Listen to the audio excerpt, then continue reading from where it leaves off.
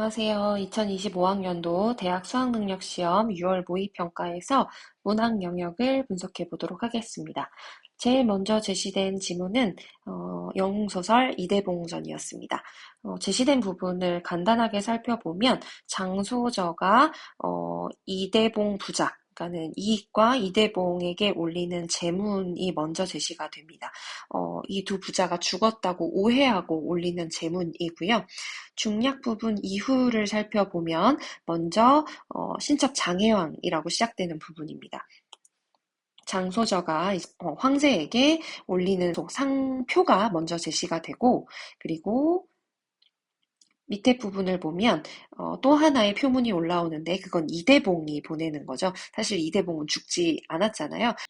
특히 이제 이대봉이 성상에게 올린 표문을 보면, 먼저 맨 처음에 유배를 가는 상황부터 나와요. 해도에 유배를 가고 있었는데, 뱃사람들이 이제 그러니까 자신의 아버지를 물에 빠뜨리니까 자기가 같이 빠졌다. 그런데 그 과정에서 아버지랑 헤어지고 자기 자신은 서해 용왕의 구함을 입어서 서역 천축국 배군함에서 8년 동안이나 의탁을 했고, 너무 오랫동안 거기에 있으니까 이제 수중에 빠진 아버지 유골이나 찾자. 그리고 고국에 있는 어미를 찾아보자라고 해가지고 거기서 나옵니다. 중원으로 돌아가다가 막 이제 여러 사람을 만나요. 그래서 그런 어떤 조력자들에게 뭔가 중요한 막 물건을 장착을 하고 이제 레벨업을 합니다. 그러다가 황성으로 이제 성상에 계신 황성으로 향하려고 했는데 반적 흉노가 천자의 자리를 범하여 황성을 함몰하고 그러니까 임금을 태운 그런 가마죠. 그래서 그런 어가가 금릉으로 행했다, 금릉으로 갔다라는 이야기를 듣고 자기가 이제 출전을 합니다. 그래서 결국에는 흉노를 처단하게 되고요. 이제 그 과정에서 돌아오는 길에 해중에서 풍랑을 만나 막 이제 표류를 하고 있었는데 하늘이 돕습니다. 천우신조해서 또 성상, 또 여기서 성상의 하해지덕, 바다와 같은 그런 넓은 그런 덕으로 인해서 무인도에서 죽은 줄 알았던 아버지를 만나게 되는 거죠. 그러면서 마지막에 그러니까는 자신들을 모함했고, 이제 이런 사단이 나게 한 이 왕위는 국가의 난신적자고 신의 원수입니다. 그러니까, 엄하게 국문으로 다스려 주십시오라고 부탁하는 그런 내용의 표문이었습니다. 3점짜리 문항을 기준으로 살펴보려고 하는데요. 이대봉전에서 3점짜리 문항은 21번입니다. 보기를 참고하여 윗글을 감상한 내용으로 적절하지 않은 것은 보기에서 살펴보면 이대봉전에서 주인공은 공적 가치와 사적 목표를 실현하기 위해 노력한다. 공적 가치는 국가 차원의 사건에 참여하는 당위로서 제시되고 사적 목표는 가문의 일원으로서 그 사건 해결에 가담하는 동력이 된다.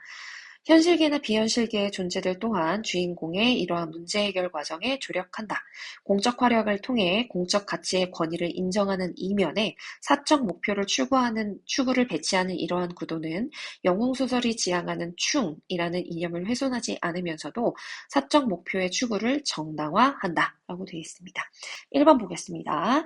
장혜왕이 혼약을 이루기 위해 대공을 세웠다고 한 데에서 혼약이 국가 차원의 사건에 참여하는 동력이 되었음을 알 수 있다. 자, 혼약은 개인적인 사적 목표라고 볼 수 있습니다. 그런데 혼약을 이루기 위해서, 즉 사적 목표를 실현하기 위해서 큰 공을 세우게 되거든요. 그래서 이 혼약이 국가 차원의 사건, 이제 남적을 멸하게 되잖아요. 그래서 국가 차원의 사건에 참여하는 동력이 됐다라는 선지는 맞는 설명이 될 수밖에 없겠죠. 2번, 장혜왕이 난신 왕위를 국법으로 다스린 후 자신에게 내어달라고 한 데에서 공적 권위를 존중하되 사적 목표도 실현하고자 하는 마음을 알 수 있군. 그렇죠. 국법으로 먼저 다스려 주십시오. 이것은 공적인 권위를 인정하는 거라고 볼 수 있습니다. 임금님께서 먼저 벌을 주십시오. 그리고 나서 나의 개인적인 원한을 풀기 위해 나에게도 내어주십시오. 제가 남선우를 베던 칼로 왕위를 베고 싶습니다. 라는 글을 올리잖아요. 사적 목표도 실현하는 거죠. 근데 그 이전에 공적 권위를 존중하는 모습을 보입니다. 따라서 2번 선지도 맞는 설명이 되겠습니다. 3번, 흉노의 침입으로 성상이 피신했다는 소식에 분노하여 이대봉이 출전한 데에서, 그렇죠. 이대봉은 흉노의 소식을 듣고 출전을 하게 되죠. 국가 차원의 문제 해결에 참여하는 당위성을 확인할 수 있군. 그렇죠. 이제 황제가 위험하다라는 소식을 듣고 난 이대봉이 지금 전쟁에 참여를 하게 되면서 그 흉노의 목을 베게 되잖아요. 그래서 국가 차원의 문제 해결에 참여하는 당위성. 맞죠? 그럴 수밖에 없는, 참여할 수밖에 없는 상황이 된 거죠. 이대봉은 황제를 구하기 위해서 전쟁에 참여하는 거니까요. 그래서 3번도 맞는 선지가 됩니다. 4번, 표류하던 이대봉이 천우신조로 하늘의 도움이란 뜻이죠. 지금 위쪽에 있는 제시문에 천우신조라는 단어가 꽤 여러 번 나옵니다. 하늘의 도움이란 뜻입니다. 그래서 표류하던 이대봉이 천우신조로 무인절도에서 이희랑과 재회한 데에서 비현실계의 존재가 이대봉의 공적 활약에 조력한 것을 확인할 수 있다. 자, 여러분 여기서 이대봉이 아버지와 재회하게 되는 이 과정은 공적인 활약이라고 보기는 어렵습니다. 사적인 목표까지는 사적인 목표라고 볼 수도 있겠죠. 사적인 목표. 헤어진 아버지와 다시 만나고자 하는 이대봉의 사적 목표이지 어떤 나라를 위기에서 구출하는 그런 공적인 활약이라고 볼 수는 없겠죠. 따라서 비현실계의 존재가 공적 활약에 조력했다라는 설명은 맞지 않습니다. 따라서 답은 4번이 되겠죠. 자, 마지막 5번입니다. 이대봉이 흉노 제압을 공으로 드러낸 후 성상에게 왕위의 처벌을 요구한 데에서 충의 이념을 훼손하지 않으면서도 사적 목표의 정당성을 확보하려는 인물의 의중을 확인할 수 있군. 그렇죠. 이대봉이 흉노를 제압한 것은 분명한 공입니다. 그러면서 먼저 왕위를 엄하게 국문으로 처리해 주시고 그 이후에 신의 죄를 다스려 주십시오라고 하는 것이 이대봉의 마지막 말이었거든요.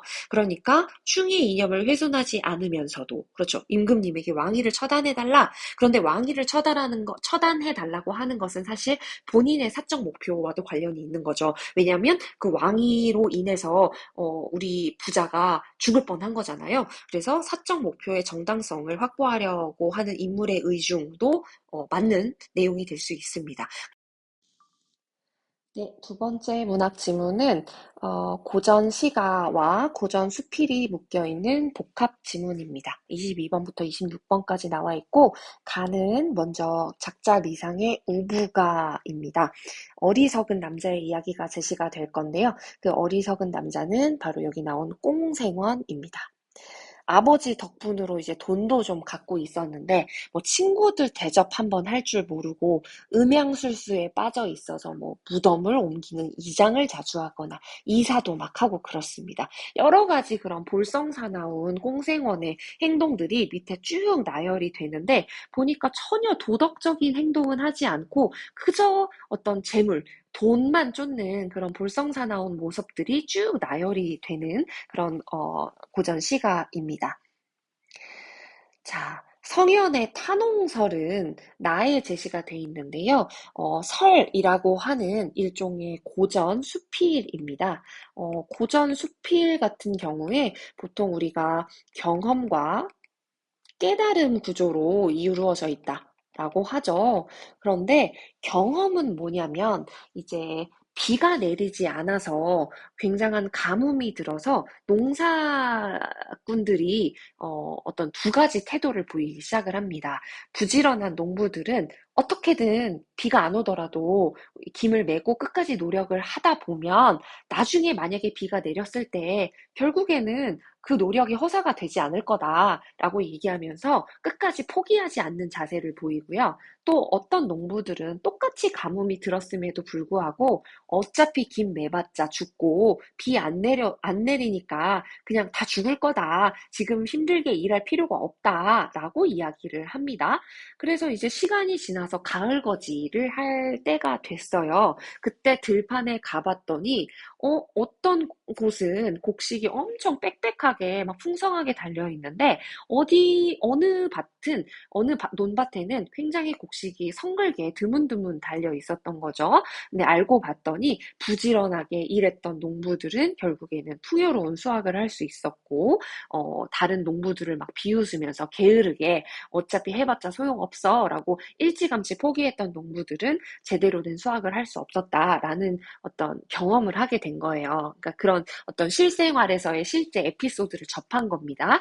그래서 그것에 대한 그 경험을 가지고 하나의 깨달음을 얻어요. 이제 어떤 선비들, 그러니까 선비들은 보통 벼슬에 나아가려고 공부를 열심히 하는데 보통 처음 떨어지고 우리가 과거 시험을 봤을 때 이제 여러 번 떨어질 수 있죠. 그런데 처음 떨어지고 또 두 번째 떨어지고 또 세 번째까지 마저 떨어지면 이거 뭐 공부해서 될 게 아니야. 학문으로 부귀공명을 이룰 수가 없어. 라고 얘기를 합니다. 이거 모든 것은 분수와 운명이 달려 있는 거야. 공부로 해낼 수 있는 게 아니야. 라고 하는 거예요. 그런데 성효는 그렇지 않다라고 이야기를 합니다. 마치 부지런한 농부가 비가 내리지 않는 상황에서도 포기하지 않고 끝까지 자신이 해야 할 일을 해낸 것처럼 이 공부도 마찬가지라는 거죠. 큰 일을 하면서 부지런하지 않을 수 있겠냐. 즉 열심히 끝까지 포기하지 않고 정말 그 마지막까지 끝까지 포기하지 않는 자는 결국에는 해낼 수 있는데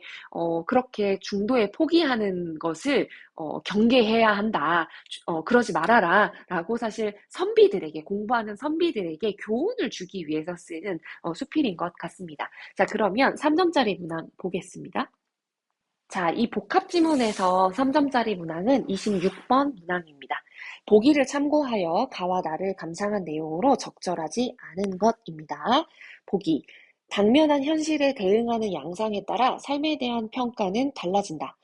요행을 바라면, 요행을 바라, 당면한 현실에 대응하는 양상에 따라 삶에 대한 평가는 달라진다. 요행을 바라면서 책임감 없는 삶을 사는 경우에는 부정적으로, 현실적 한계를 극복하고자 노력하는 삶을 사는 경우에는 긍정적으로 평가가 된다. 가에서는 당대 규범에서 벗어나 세속적 욕망을 추구하며 요행을 바라는 태도에 대한 경계가, 나에서는 운명론적 태도에서 벗어나 삶의 주체로서 문제를 성실하게 해결하는 자세에 대한 권면이 나타나고 있다라고 되어 있습니다. 자, 답이 몇 번인가 하고 봤더니 답은 5번이죠. 자, 가의 일가와 친구에게서 소외당한 꽁생원의 말로에서 무책임한 삶에 대한 경계가, 그렇죠. 꽁생원은 아버지로부터 꽤나 어느 정도의 돈을 받았음에도 불구하고 친구도 한번 챙긴 적 없다라는 내용이 이제 제일 첫 번째 부분에 나왔습니다. 그러니까 무책임한 삶에 대한 경계, 맞는 설명이 되겠죠. 그리고 나의 큰 일을 하면서 부지런하기를 촉구하는 데에서 게으른 농부에 대한 권면이 나타나는군 이라고 되어 있는데, 큰 일을 하면서 부지런해야 되는 대상은 누구예요? 바로 선비들이죠. 게으른 농부에 대한 권면이 아니라 이 권면은 끝까지 포기하지 않고 우리가 끝까지 학문을 해야 한다. 중도에 포기해서는 안 된다. 라는 그런 교훈을 주는 거지. 게으른 농부에게 끝까지 일해야 된다. 그거는 사실 이미 경험을 하고 그 경험에서 깨달음을 얻어서 이 깨달음을 선비들에게 제시하는 글이거든요. 그래서 게으른 농부에 대한 권면이 나타나는 것이 아니라 어떤 끝까지 포기하지 말아야 한다라는, 즉 중도 포기하려는 선비들에게 어떤 경계하는 그런 의도가 드러나 있다라고 볼 수 있겠습니다. 따라서 5번은 뒷부분에 나에 대한 설명이 틀려서 틀린 선지가 되겠습니다. 답은 5번입니다. 자, 그럼 나머지 1, 2, 3, 4번도 한번 체크해 볼까요? 자, 가의 꽁것과 공짜란 뜻이죠. 공짜와 뜬재물은 정당한 노력을 기울이지 않고 요행을 바라는 태도를 알 수 있는 소재이군. 그렇죠.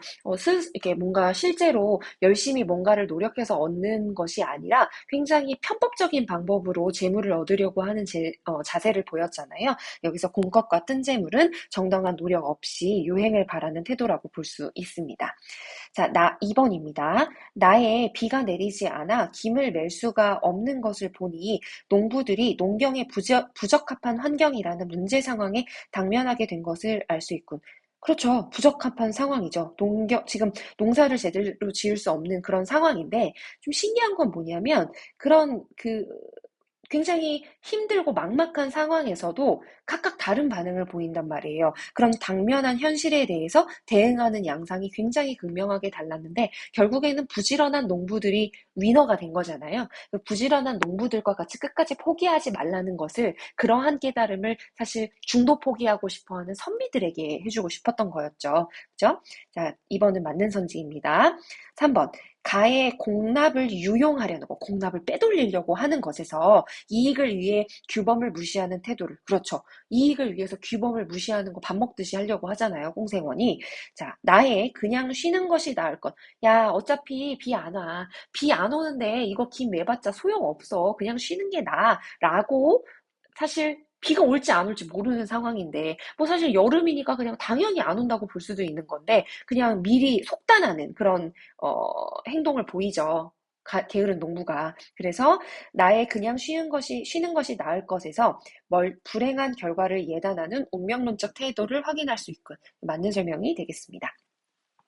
4번입니다. 가에 돈천이나 가졌더니 친구 대접하였던가에서 재물을 베푸는데 인색한 무력을, 그죠? 꽁생원이 부모님 아버지로부터 돈천이나 받았으면서 친구 대접 한번 할 줄을 모르는 그런 약간 모렴치한 그런 모습을 보이죠. 자, 그리고 나의 풀뽑기를 쉬지 아니하여에서 한계 상황을 극복하고자 하는 의지를 확인할 수 있군. 그렇죠. 풀뽑기를 쉬지 않고 끝까지 해내서 결국에는 가을 거지를 할때 빽빽한 그런 풍요로운 수확을 할 수 있는 위너가 되지 않습니까? 그래서 나에 대한 선지도 맞는 설명이 되겠습니다. 따라서 1, 2, 3, 4번은 다 맞는 설명이고 5번이 가에 대한 설명은 맞지만 나가 틀린 선지가 되면서 5번이 적절하지 않은 답이 되겠습니다.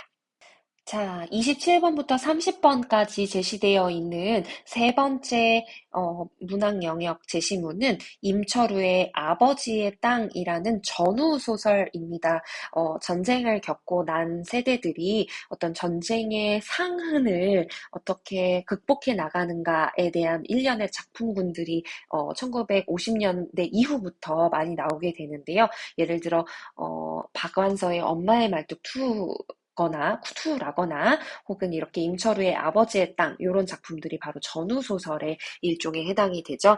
자, 어린 시절 어머니에게서 아버지에 대한 얘기를 듣습니다. 실제로 이 지금 서술자는 아버지에 대한 그런 감정이 그렇게 좋지 않은 것 같아요. 굉장히 그 아버지의 이야기를 듣고 아버지의 무서운 환영이 저주처럼 자기를 따라다녔다고 하고 그리고 과거에 아버지에 대한 어떤 환영에 굉장히 많이 시달리는데 그것을 묘사한 장면을 보면 막 까마득한 어둠 속에서 술술 기어나오던 그 눅눅하고 음습한 냄새 그리고 그 속에서 내가 한 번도 얼굴을 본 적이 없는 그 사내 그러니까 사실 자기 아버지일 것인데 본 적이 없고 너무 무섭고 굉장히 암울하고 음습하게 등장을 하는 그런 것을 통해서 아버지에 대한 기억이 좋지 않고 약간 자신의 트라우마처럼 이렇게 기능하는 그런 아버지의 모습을 묘사하는 경향이 있습니다. 그런데 이거를 조금씩 회복해 나가는 듯한 모습을 보여주는 거예요.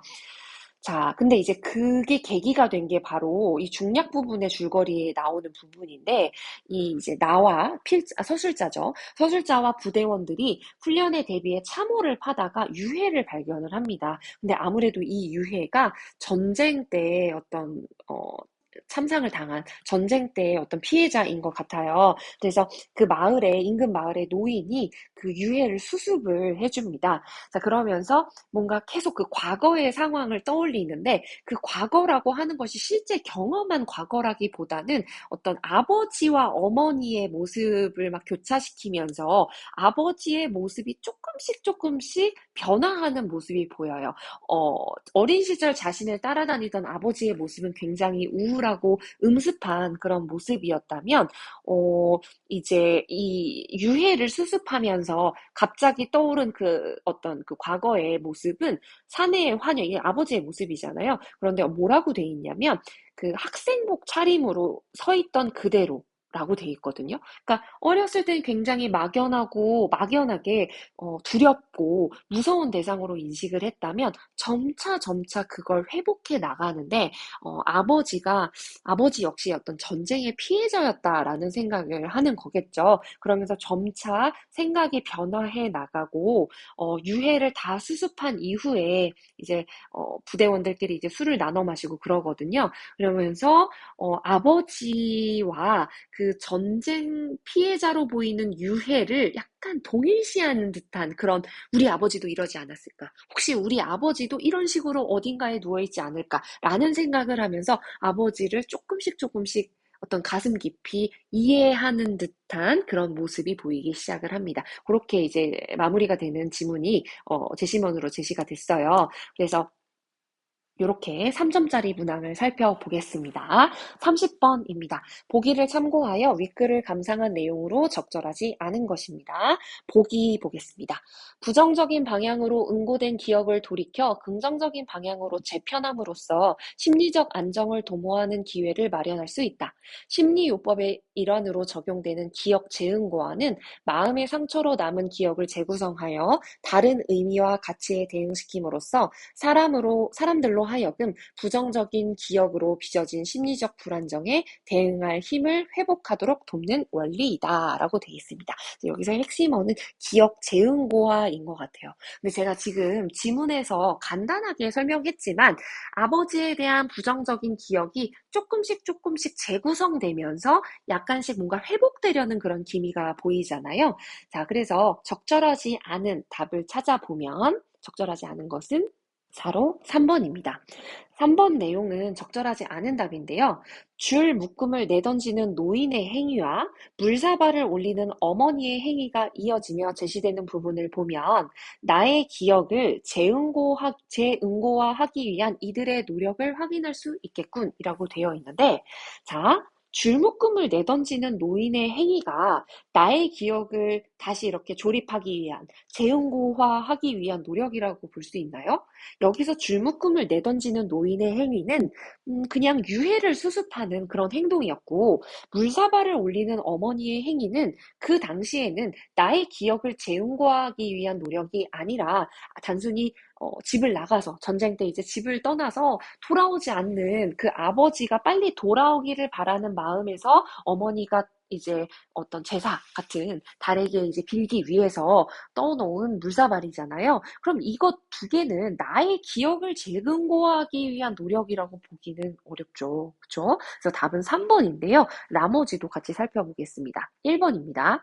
낙인과도 같은 유년의 기억을 성인이 되어서도 떨쳐버리지 못했다는 고백에 비추어 보면 낙인은 이제 부정적인 어떤 트라우마 같은 기억이죠. 응고된 기억의 영향력에서 벗어나는 일이 쉽지 않음을 짐작할 수 있다. 그렇죠. 계속해서 아버지에 대한 생각에 이 사람이 골똘히 이제 몰두하는 그런 경향을 보이죠. 물론 조금씩 회복은 되지만 완벽하게 뭔가 이제 회복된 것 같은 그런 어떤 느낌은 아니잖아요. 그래서 낙인과도 같은 유년의 기억에서 쉽게 벗어날 수 없는 모습을 보인다고 볼 수 있습니다. 2번입니다. 죄악감과 불길한 예감을 유발한 동인을 추적해 보면 아버지에 관한 기억이 마음의 상처로 남음으로써 나의 심리적 불안정이 비롯되고 있음을 추정할 수 있겠군. 그렇죠. 계속해서 불안하게 작용을 하고 이제 아들이 성인이 돼서 군인이 됐음에도 불구하고 이 아버지에 대한 기억이 굉장히 강렬하게 기억에 남아서 어쨌든 영향을 계속 미치는 그런 요소가 되고 있기 때문에 심리적 불안정이 비롯된다라는 말은 맞는 선지가 되겠습니다. 자, 4번입니다. 모래밭에서의 어머니의 형상과 그 학생복 차림의 그 사내의 형상이 어우러지는 장면에서 아버지에 대해 굳어져 있던 기억이 재편될 수 있는 가능성. 그렇죠. 조금씩 조금씩. 예전에는 굉장히 막 이제 붉은 눈으로 자신을 노려보고 음습하게 쳐다보는 그런 모습이었다면, 조금 지났더니 학생복 차림의 그 사내는 과거의 어떤 묘사와는 분명히 달라졌잖아요. 그래서 기억이 재편될 수 있는, 기억이 뭔가 조금씩 조금씩 재응고화되려는 어떤 그 과정으로서 볼 수 있는 거죠. 그래서 기억이 재편될 수 있는 가능성이 시사된다라는 말은 맞는 선지가 됩니다. 5번. 아버지에 대한 이미지가 유해에 대응되면서 나의 정서적 반응에 변화가 생기는 것을 보면 부정적인 기억을 재구성함으로써 심리적 안정을 회복해가는 경위, 그 과정을 엿볼 수 있겠군. 그렇죠. 유해를 보면서 우리 아버지도 전쟁 때 나가서 돌아오시지 않았으니까 옛날에는 막연하게 아버지가 막 이상한 괴물같이 묘사가 됐다면 이 유해가 어떤 그 자신의 아버지와 비슷한 처지가 아니었을까? 우리 아버지도 이렇게 돌아가시지 않았을까라는 생각을 하게 되면서 아버지를 조금씩 이해하는 그런 과정이 되면서 기억을 재구성하고 심리적 안정감을 되찾는 과정으로 충분히 볼 수 있는 단계입니다. 따라서 5번도 맞는 설명이 되고요. 답은 3번이 되겠습니다. 자, 34번의 마지막 3점짜리 문항 분석해 보도록 하겠습니다. 보기를 참고하여 가와 나를 감상한 내용으로 적절하지 않은 것입니다.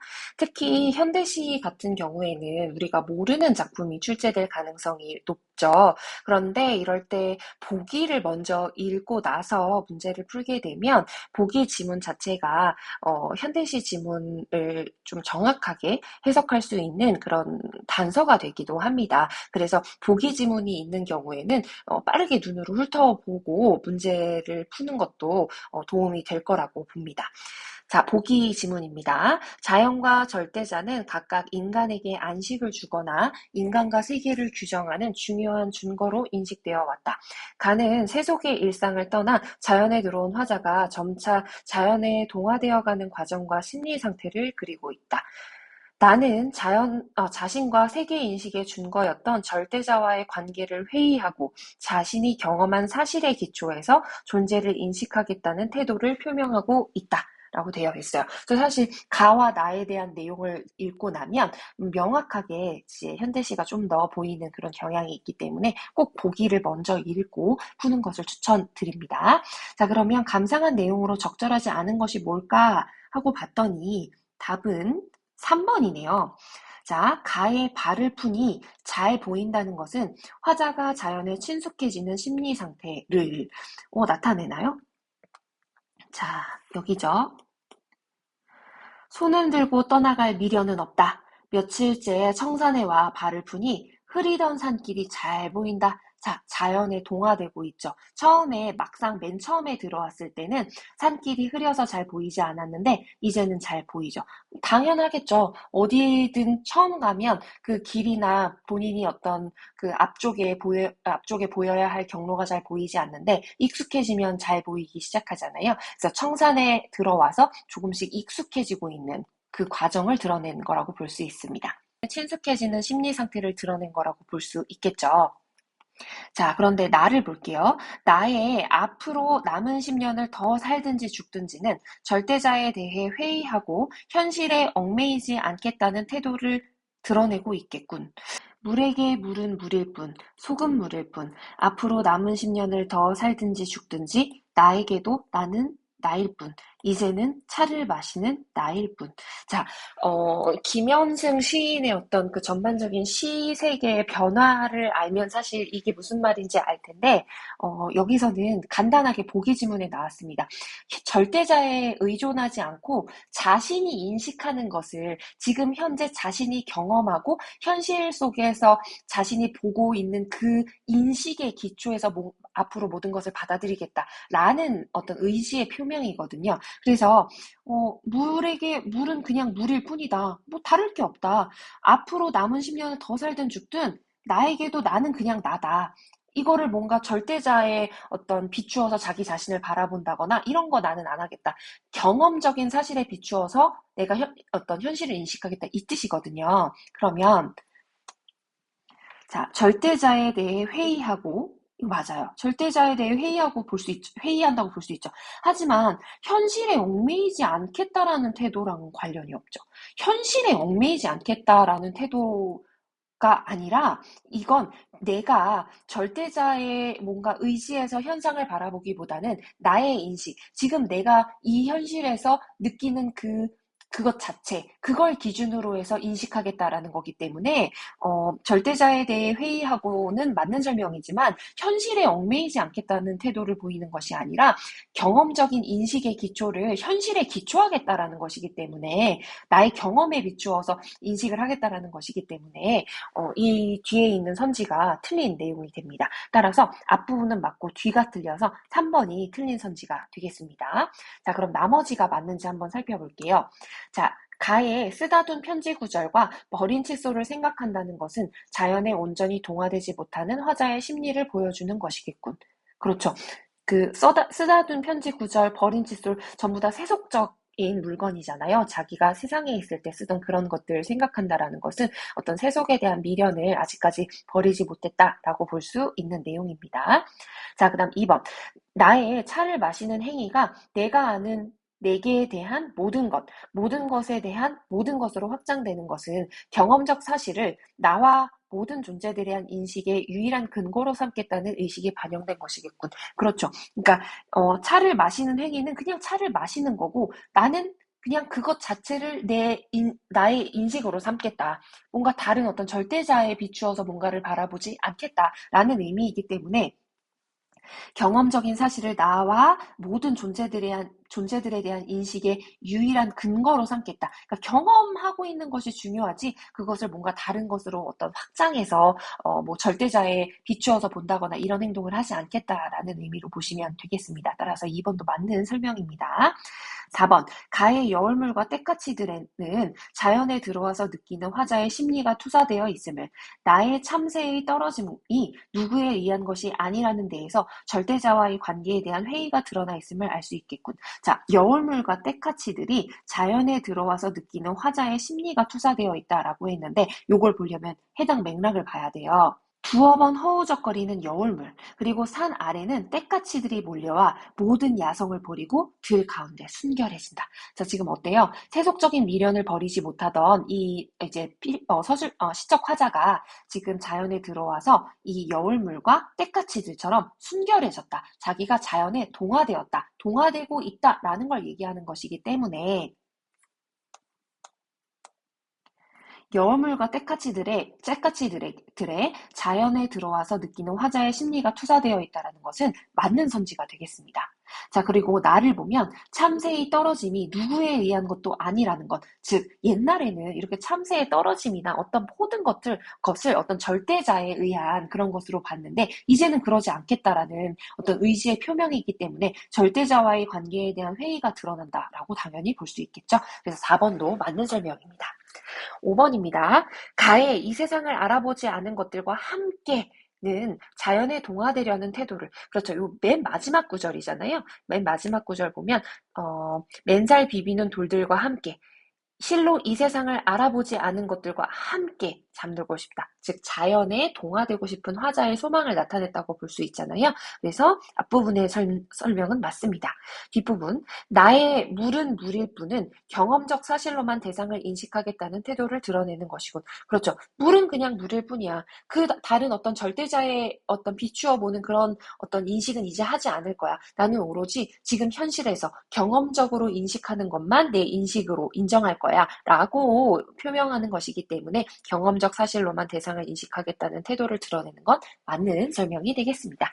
자, 그래서 답은 3번이 되겠습니다. 자, 여러분, 여기까지 3점짜리 문항만 제가 해석을 해드렸는데요.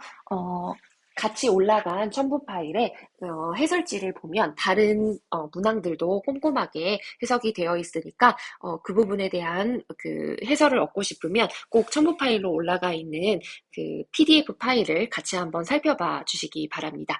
고생하셨습니다.